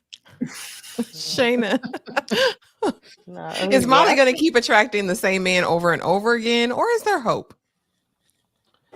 Yeah. First of all, just she talks too much. Like, stop telling everybody that you got a broken pee. I don't understand. Like, please. But I mean, yeah, that dating can get exhausting. Like, it's tiring. So I see why she wants to just meet her person.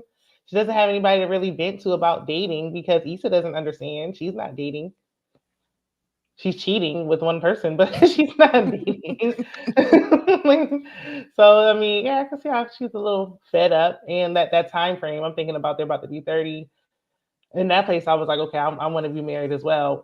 When I was at that place, at that time in my life. So I'll give her a little more grace. I don't think we saw the super toxicity with Molly until like later on. Mm-hmm. But I mean, I think it happened when it was supposed to. Is she going to keep attracting these kind of guys? I don't know. I feel the same way. I think that's dating. Like, even when I go on TikTok or anything now and I hear, like, I'm not dating, but I hear these horror stories and I'm like, okay, nothing's changed. Y'all did Wait Until Excel. I'm like, at what point, what year is things going to change? Like, dating is so awful. Oh, Lord. Everything remains the same. So let's kind of take a look at some of these situations, and we will get back to it and then round this thing off here. You ready to talk now? You ready to man up? Ha! Wasn't expecting that. Ha! What's my mama gonna say about it?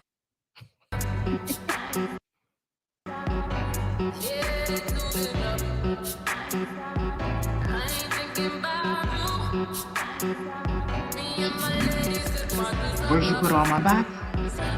To the left. It's like a jungle sometimes.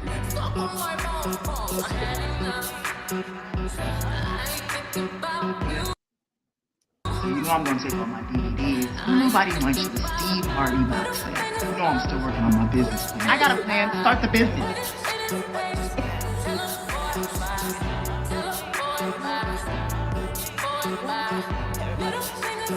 You should know I love you. I love you too. Going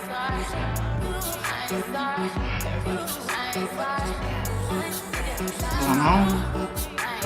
Still hang up? But who else you gonna be with? Oh, I got options. She's talking to everybody but the people. She should stay talking to herself. Lord have mercy. Everybody else, all that good information. Start the business, sir. Why couldn't she tell Lawrence that in the moment? I need y'all to finish this for me. Fill in the blanks. Nobody wants your blank box set. Steve Harvey box set. Okay, I just played it. Listen, I said I'm gonna play the clip first. That way, nobody can miss this. That was the one thing I remember from the episode. That's the one thing I need a clip for. I still missed it. Steve Harvey box set. Lord have mercy. So you're not coming home? Public displays, baby, at the Rite Aid. This sent me. You buying the panties, the 6-pack, Issa? The 6-pack as he goes $1 a day late and $1 short to buy her a raggedy card out the Rite Aid that sang some sort of weird little song, bumps into Issa buying draws because she's not coming home. I don't feel like coming home, Lawrence. What did y'all think of this public display? Was it necessary? Like, did you understand why he got so frustrated? He's still looking bummy. He still ain't got in the tub. Shayna. He literally looks homeless right there. Like, my goodness. Oh my God. I'd be like, please, like, I don't want anybody to know that we know each other right now. Like, go home and like dust yourself off. But I mean, I see why he's mad. Like, it's been days, like or however long it's been, a day or two. So I'm like, him being mad is justified. Like, she didn't say anything, she didn't respond. Like, she could at least given him that instead of just brushing him off. But then she cracked me up when she was like, "But can I use your Rite Aid card for the discount?" And he was like, "No," and she was like, Like, girl, why don't you got your own Rite Aid card? Oh, at least the phone number. We know they look you up by the phone number. Tyra, you not coming home. Was Lawrence valid in his confrontation of Issa? And why is he a day late and $1 short buying this card after the birthday? Child, this not posting up for my birthday like my man should. This was a cry for help, okay?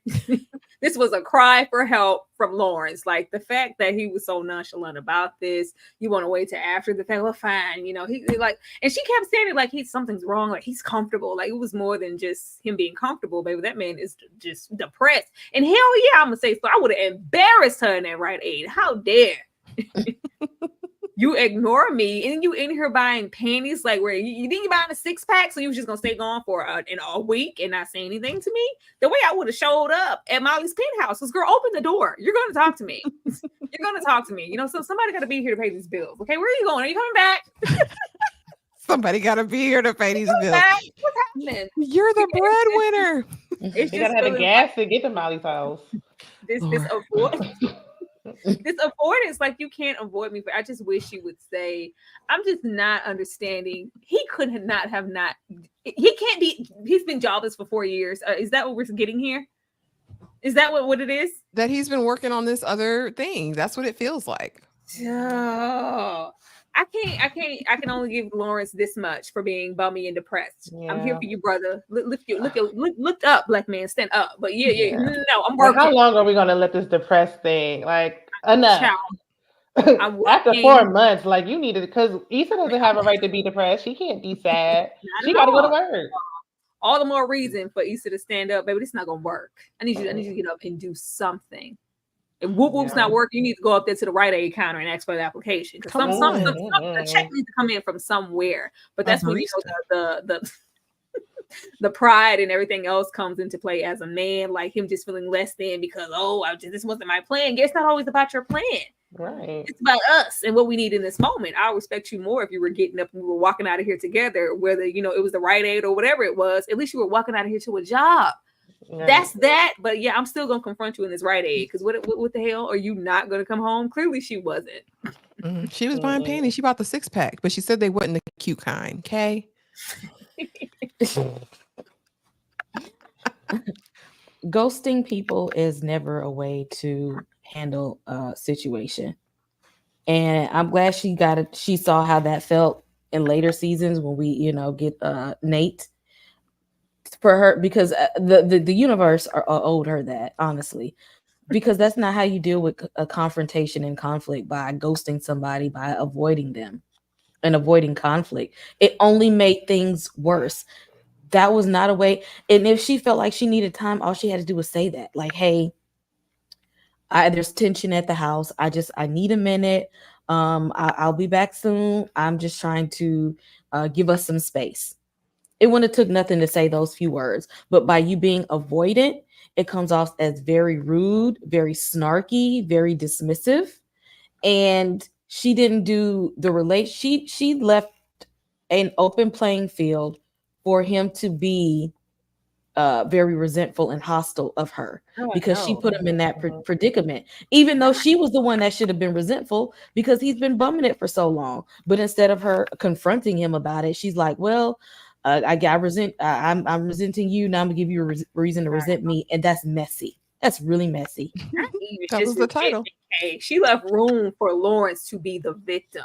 Yeah, exactly. That's the right thing. Moving forward with Joe. She Yes. leaves this room. This is a space and opportunity for him to be the victim. And everything that she experienced prior to that with him, it just didn't matter because you cheated.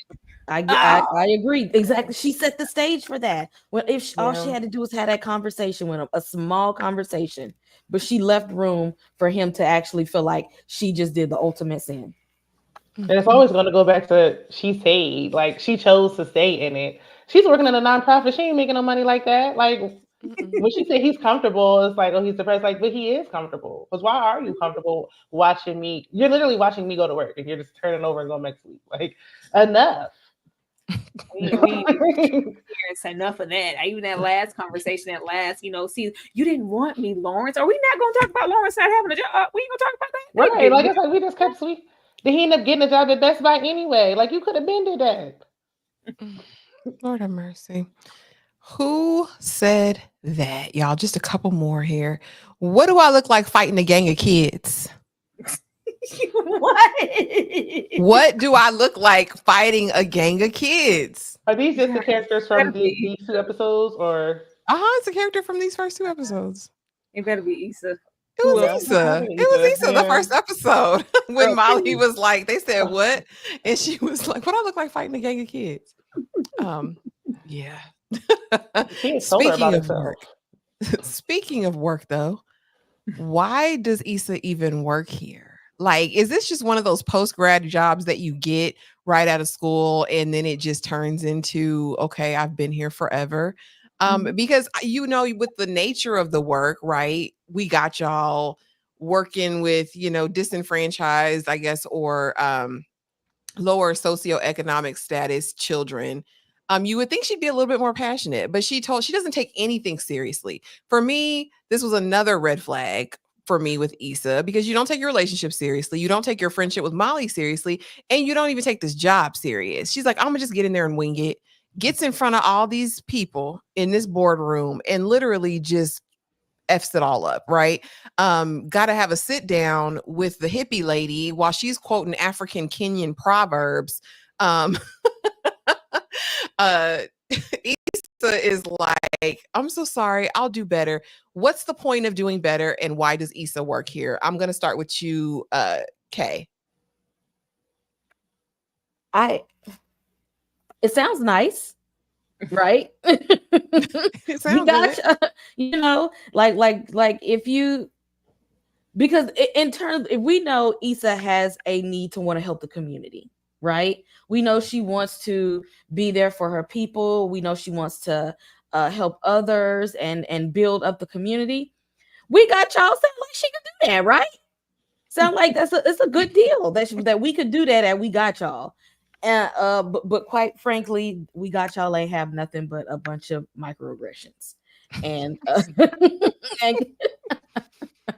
and was going nowhere fast. But I feel like for somebody having the ambition to want to help people, that looked like a place to do that. It looked like she could be all in, and we got y'all. But it wasn't, and she stayed there just like she was in that relationship with Lawrence too long than she should have been. She was at we got y'all way longer than she should have been because she know that job was a dead end for her, and it wasn't giving her the space and opportunity to fit the idea of what she had for community service and community outreach. Because this definitely wasn't the FUBU. Okay, this was not for us by us at all. It sounded like good community outreach, and it was very, very flawed. But I give her effort for trying, but she could have quit that job a long time ago. Shayna, why Issa work here? I don't know. She knew what it was when she signed up. Like, what you mean we got y'all? And I'm the only Black person here. Like, what is this? Like, I don't know. I feel like, yeah, initially maybe she was passionate about it. Even her boss said, like, when I hired you on, you were. I feel like people normally get like that at work, though, with their jobs. Like, she's been doing the same thing for years. She's complacent. She's tired. Y'all putting too much on Issa. She already got to do everything around the house. She got a man just laying around like a pillow on the couch. Like, she don't work all day. You want her to go to Indeed, fill out applications too? She's tired. Like, she's just working her little job. Like, it's too much. She's just gonna work this little job until she can't no more. I think it's. Oh, go ahead. I'm sorry. Well, I was gonna say she shouldn't have had nobody in there embarrassing her like that. When they said, "Ooh, like Tupac, Shakespeare, whatever it was, like rap Shakespeare and all that," like, why are they coming up with the ideas? That was crazy. I feel like this is indicative of everything else. Kind of like what Kay was saying. She staying with Lauren. She don't want to be with him. She's staying at this raggedy job. She don't want this job either. I just think it's her pattern in life. Tyra, why is she here? Yeah, she's just settled. She's settled in with Lawrence. She's settled in with we got y'all. That ain't got a damn thing. And at this point, she's tired. She's not giving as much effort as she was in the beginning because now it's just like I'm getting real tired of being the Black voice, the Black token here in this workplace, being all things Black all the time in this like the microaggressions, the child that boss and her kid proverbs. It's nowhere anybody would want to go every day, but just like she's doing with her relationship with Lawrence, she's just I'm just hanging on. I'm just sticking, and it's just pressure that's really getting into her to where she's trying to escape not only from this job but from Lawrence, and that's driving her closer to do something like go and cheat or kiss on Daniel. Like she's just trying to exit. She's just trying to get away from this, but she never clearly this was not her ambition, especially where we see her end up or where her passion truly lies. She doesn't really even know what she cares about here at this moment. It's just like this is what's paying the bills. This is what's paying the bills. This is where I go every day. And these are, the things early on that made me identify with Issa, because we've all had a job that is just like, this is what pays the bills. I don't want to be here. I hate this job. I go in, I clock in, I do my bed, because this is jail at this point. I go do my bed, I do that biscuit, and then I go home. And that's just what, she's been doing. And now she's just kind of getting to the breaking point to where it's not enough. So now she's just kind of trying to step out and find different inspiration to stick with we got y'all the same way she's trying to stick with Lawrence Child. It's just not there. Trying to find a way, trying to make a way out of no way. Shout out to Shannon D. Thank you so much for becoming a member. You. We appreciate that. And there is so much member content coming, y'all. I'm too excited. I'm too excited. But be sure to check out everyone's channels and what they're offering in their memberships. But thank you so much. Y'all, I think we got one more little game and then our final slide. Finish that lyric. Okay. I got a plan. Blank, blank, blank, ninja. I got a plan. Blank, blank, blank, ninja. She said it. I played the video. She said it in there. Phone a friend for 300, Alex. Come on in the chat, y'all. Fill in the blanks. Issa said this in the mirror. She said, I got a plan. Blank, blank, blank, ninja. The way anybody know? She just said it. The way, and I know what it is. I know. I feel like I know it too. I don't even want you to tell me what the answer is, because I feel like I know it. Start the plan or something. Start the plan, ninja. Well, it's close to this. It's start the business. Yeah, that part. You know, Oh yeah. don't do this to me. Give us multiple choice. I don't. Lord, next time I'll have multiple choice. I just knew, yeah. y'all. I said they gonna know But me, everything. treat me like I am special. Lord have mercy. And here we go. Him in that Hoya shirt. That would piss me off. Every time I saw him in this Ivy League t-shirt, being a bum in this bed, it would piss me off. I'd burn it. I'd rip it up. I'd burn it to shred. I would, because I don't want to see it. I don't want to see a sweatshirt. I don't want to see a hat. I don't want to see a jersey. I don't want to see anything related to this education that you're not currently using.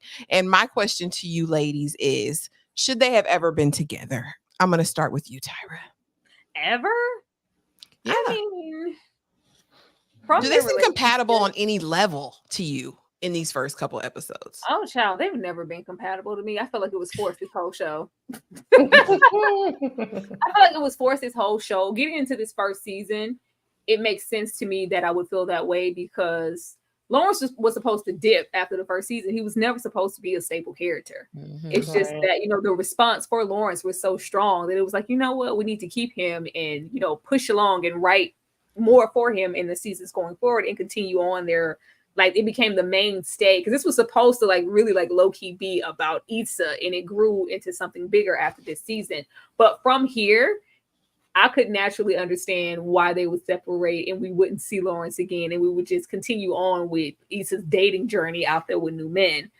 But I can't say that they ever belong together because clearly at one point, because they do have this little kindred kind of finish each other's sentences, like this little thing that they do. But yeah, I'm just not right now. I don't see it and I'm not going to act like I've ever seen it. I was never Team Lawrence. Oh, I like Lawrence. I just didn't like him with Issa. Yeah, that's different. Separate. I think they're cool. I was never team.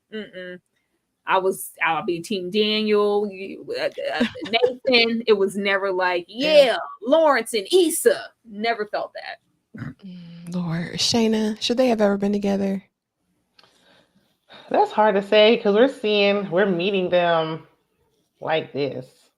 I'm sure in college, they probably, were compatible. They were fine. I was Team Lawrence when he had left and then he came back when they went to Coachella. I was like, okay, I wanted him to come back. But when he came back, I was like, never mind.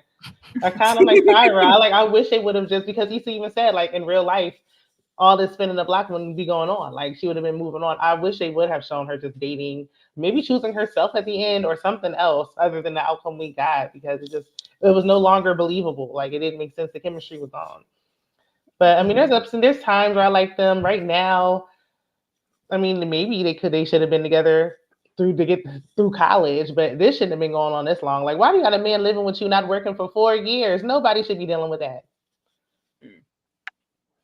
The way that they never connected for me, physically, I just never felt it for them. I never felt the heat. I never felt the connection. You felt it with Issa and some of these other men that she encountered, but I never felt it with Lawrence. Kay, what did you think of them? Should this couple have ever been together? Or is that maybe the point of it all? I guess I don't because we don't know what their rapport was before that time. We don't know. But I don't feel like she should have backtracked though. I understand that they may have been together since college and stuff, but it's okay to outgrow people and it's okay to outgrow things. In this moment, we saw that they were outgrowing each other, and it's okay to not go back and spin the block. Everybody ain't gonna be like Nelly and Ashanti. Sometimes we don't need to spin the block. Who want that? Right, yeah, everybody can't do that, and it's okay to not do that. Yeah. It is okay, y'all. She could have spun the block with Daniel if nothing else. Please. Well, we'll see what happens. Anything about spinning the blocks, you couldn't tell me. And I'll see if my opinion changes watching what we're doing now in this retrospective. I always thought Issa should have chosen herself and ended up solo dolo. That's what I thought we were going to get into. Or I did want her with Daniel at one point because he was there. Well, not to jump too far ahead. We'll talk about it when we get there. Well, you guys, that was season 1, episodes 1 and 2, Insecure and Messy AF. And we will be back weekly, y'all. We are going to be diving into all things Insecure, over the next, I don't know how long, baby, because there were 4 seasons. But I want to give the ladies the opportunity to let you know what they have going on their channels. And I'm going to start with you, Miss Shayna. Let the people know what you have going on. So I'm still trying to figure that out for the month of September. Because I do mostly reality. Love and Marriage Huntsville just ended, so I just did a review for that yesterday. I did a Bel Air live with Miss Kira Speaks and Inga Ginger Snaps, and I'm going to do it again with Big KJ tomorrow. Just look out for the community tab. A lot of my shows are coming back. Love is Blind, Married at First Sight, Ready to Love. So those will be coming up soon, early October. Cool. Thank you so much. And thank you for being here tonight. Tyra, what you got going on, friend? I got memberships. That's what I got. I got these memberships. I ain't finna sit and tell y'all what I got going on. Y'all saw the tabs, okay? Don't be acting like y'all don't see them lives posted coming up. Chaos is coming up tomorrow. Then after that, we having the Blockbuster Soul Food watch along that you can only be a part of if you roll up and support in the memberships and get the second tier. Y'all don't want to miss that. Do not miss the watch alongs and everything else that is coming down the pipeline when we get into these memberships. Like it's gonna be epic. Don't miss that. Don't miss that. Don't sleep on that. But y'all see, chaos is coming. Thursday, we're getting into some Rebel Ridge, I believe. Then after that, we're getting into some what is that? Friday is always Reasonable Doubt and Fine Men Fridays. Fine Men Fridays will now be for members only. After that live premieres, whoever isn't in the house, you will not be able to see that. Go on and get that membership. Don't be greasy. Don't do that. Don't be out here acting like a bum and being Lawrence. All right, like that's coming up. It's always a lot coming up on us. Of course, this Saturday will be Killer Con, from my understanding. And Sundays, what do we do on Sundays, y'all? I'm lost. What's Baby, we have a brand new show. I believe 3 Women will be this Sunday. Yes. It's stuff. It's stuff coming up, along with all of the additional things that we are doing. We are getting into really pouring into our memberships, and we want people to be there and be a part of it. So go and support us, please. Thank you. Okay. Let the people know what's going on over there, ma'am. A lot of the same things, but a little bit more horror added on top of all those things. Because yes, we got Rebel Ridge coming this week. Chaos. If you have not seen both of those shows, they're on Netflix. You have no excuse. Everybody got Netflix. Reasonable Doubt Fridays. We will be doing a Bel Air wrap up as well. Thursday. Let's see. Friday the 13th is also Friday, so I'll be doing something to celebrate Jason Voorhees. Saturday horror panel. It's spooky season, so be on the lookout for some horror content. And that movie night, y'all need to hit that membership. You got Tyra's membership, you got Ashley membership, you got my membership. You need the membership link to get in on the movie night, the watch alongs. This is going to be fun. We're bringing back our own version of Blockbuster night. Millennials, I know y'all were there. Video rental nights, some snacks, your pajamas. Y'all need to hit the membership so we can have some fun in these watch alongs. Yes. Absolutely, y'all. We are so excited. Thank you to everyone who was able to make it this night. And y'all, it'll be back next week. We'll be rotating hosts and panels and all of the things. Yes, and Tyra is hosting next week. So y'all know it's going to be a party with all the dance breaks. Make it rain. Hey, yeah. We need the dance breaks. What you mean? We need that. Of course we do. But thank y'all for being here. We appreciate you so much for the new members. Jay and hold on, I'm gonna get it right. And Shannon D, we appreciate y'all for becoming members tonight. It's gonna be so fun. Wednesday is gonna be so fun. Tomorrow night, Chaos D Movie Man is hosting that one. I'll be hosting Rebel Ridge tomorrow night. So y'all be there or be square. It's gonna be so fun. And thank y'all for the 100+ people who was in the room tonight for our inaugural Insecure review.